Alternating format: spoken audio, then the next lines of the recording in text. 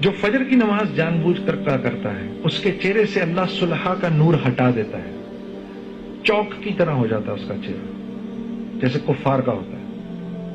جو ظہر کی نماز جان بوجھ کر قضا کرتا ہے اس کی زندگی سے رزق کی برکت نکال دی جاتی ہے، اس کے رزق میں سے برکت نکال دی جاتی ہے، کما کے پاگل ہو جائے گا، پورا نہیں پڑے گا۔ جو عصر کی نماز جان بوجھ کر چھوڑتا ہے اللہ اس کے جسم کی طاقت کو سلب کر لیتے ہیں، مسلسل پوری زندگی بیمار رہتا ہے۔ جو مغرب کی نماز جان بوجھ کر قضا کرتا ہے اس کو اس کی اولاد سے کبھی کوئی نفع نہیں ہوگا، اور جو عشاء کی نماز جان بوجھ کر قضا کرتا ہے اس کو دن رات کو سکون چین اطمینان کی نیند نہیں آئے گی۔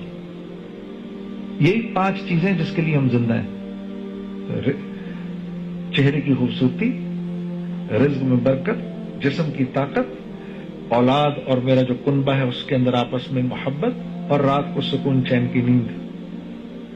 یہ 5 کا تعلق کس سے ہے؟ 5 وقت کی نماز سے۔